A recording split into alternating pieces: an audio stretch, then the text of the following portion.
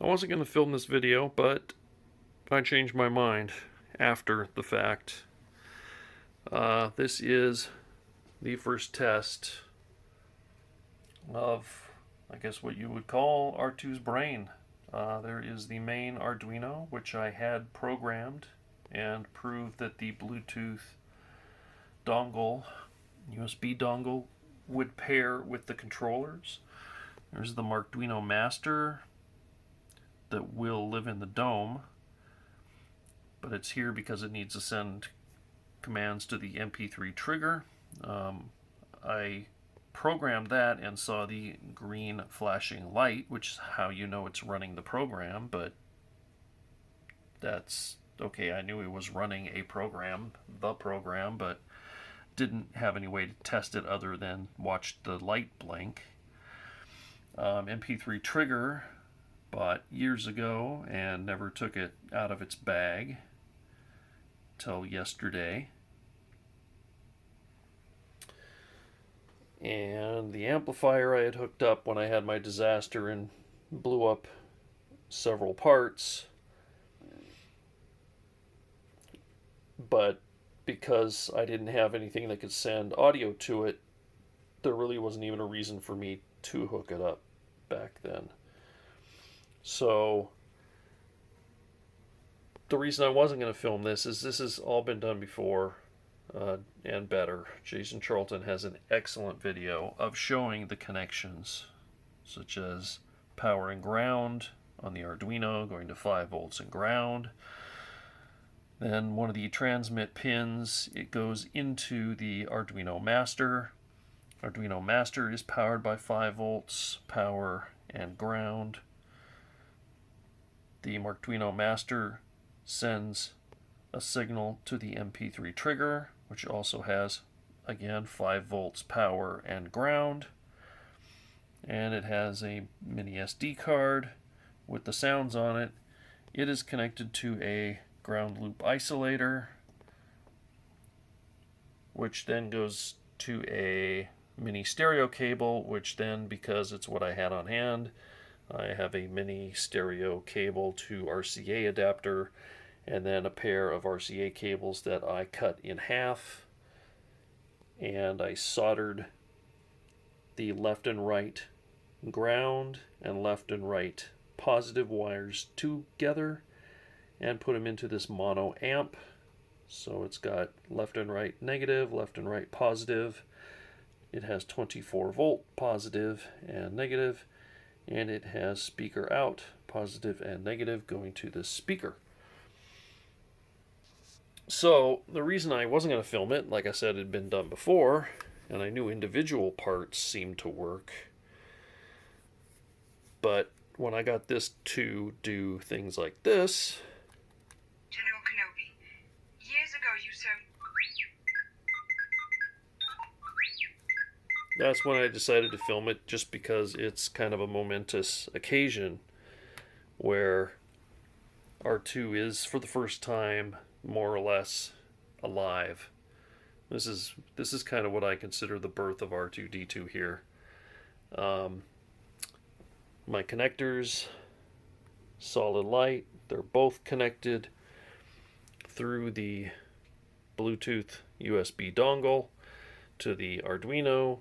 The Arduino is communicating to the Arduino Master, which is communicating with the MP3 Trigger, accepting commands from the controls through the system and sending output to the amplifier out to the speaker.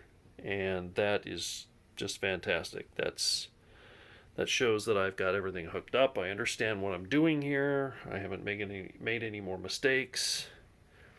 You can see currently I've got 5 amp fuses for the Arduino, Arduino, and MP3 Trigger, and also a 5 amp fuse for the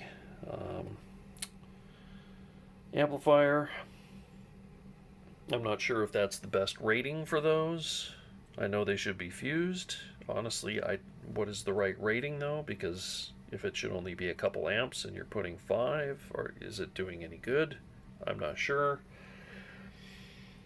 And then the one problem that I have right now with this system and it's more an annoyance, I think, than a problem, is, and again, my heater has just kicked on, so you can probably hear the heater noise in the background, but there is static coming from the speaker, and it's fairly loud, and eventually there'll be two speakers hooked up to this. So, I mean, even when it's behind the vents in R2, there's still going to be some static coming out of that thing. And I'm not sure why. I don't know if I maybe damaged the amplifier when I had it plugged in when things blew up. I don't know if the ground loop isolator is not doing its job. I don't know if it's because I'm going from the ground loop isolator into a little extension cable, into another extension cable, into the amplifier. Might just be a cheap amplifier. I don't think the speaker would have anything to do with that. I don't think that's it. So maybe it's the amplifier, maybe it's this cable, maybe it's the ground loop isolator, maybe it's the MP3 trigger, maybe there's another ground that I should run apart from the ground that I have to the bus bar. I'm not sure. But that is I'm going to say that's a fairly small worry. My main worry was will all this stuff communicate with each other? And even though I know that I programmed the Arduino because it had the green blinky light, and I know I programmed the Arduino because it accepted the pairing of the controllers, and when I opened the serial window in the programming tool, I could see when I pressed buttons and things on the controllers that it was accepting commands.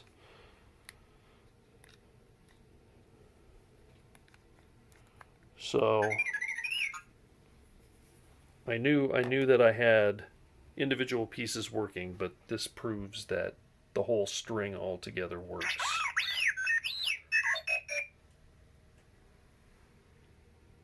So there we go. Yes, I hear you. So short video, fairly short video showing that we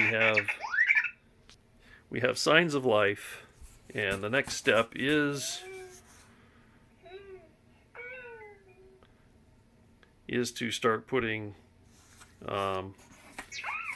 boards on this prototype made of foam board, which will eventually go into R2. This is based on Jason Charlton's board, because again, building the same droid using the same parts other than the amplifier. So why reinvent the wheel? I'm just looking at his videos, pictures from his build log, and just kind of putting the pieces on the board to get them lined up with what looks to be about the same lineup that he has. And then, like I said, this is a prototype, so I'll be mounting the circuit boards to this board to make sure that things line up.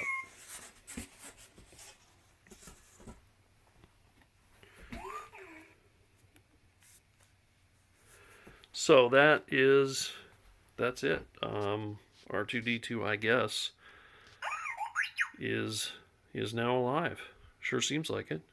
Awful chatty too. So there we go.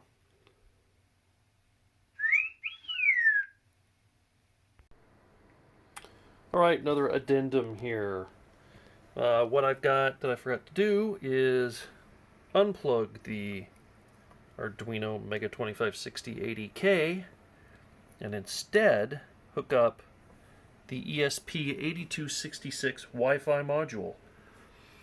It is powered by 5 volts and ground. It is then hooked to the Arduino, so transmit and receive, go to receive and transmit on the Arduino board. And then I've got on my Android tablet, I have the R2 Touch app. One thing I don't understand, the blinking green is supposed to be solid because it is communicating with the droid. It's supposed to blink when you connect to the Wi-Fi signal, which it did, but then when it sends a signal to the Arduino and gets a signal back, it knows it's connected. That should go solid, and it's not. I don't know if that's because I just got this working now or what the deal is, but that should be solid. But what you can do is a lot of the stuff you can do with the controllers you can do now with an app. For example, sad sounds.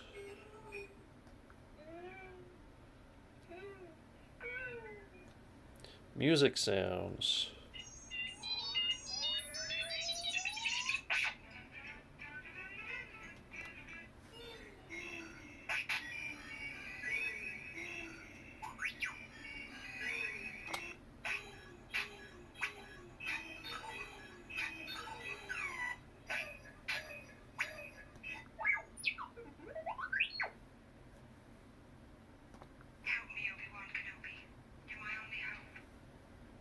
So, yeah, you can do sounds.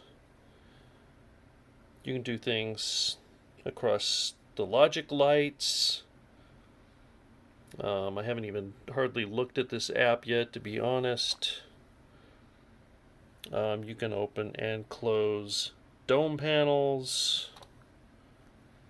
You can do things with the holo projectors from your phone.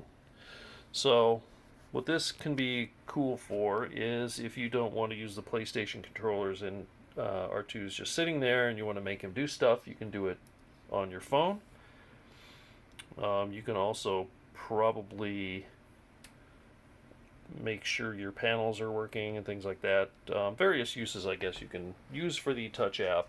The main thing I was just trying to do is make sure that it actually works with this ESP8266, which I talked about in a couple videos ago when I was doing the electronics. I took the code from the Printed-Droid shop website and ran it through the Arduino IDE programmer into that, and now I have it hooked up for the first time. And you can see that because it is using the same pin that the Arduino uses to communicate with the Arduino, that you can't have them both connected at the same time. You could wire them both up and have a switch so you can switch between using the controllers or the R2 Touch app. That was one of the features that the Astrocomms board I got from Germany had, is the ability to use both at the same time. I'd have to look into the, this is a version 2 Arduino Master here. I also have 2 of them that I flashed with version 3. I'm not sure if it's any different.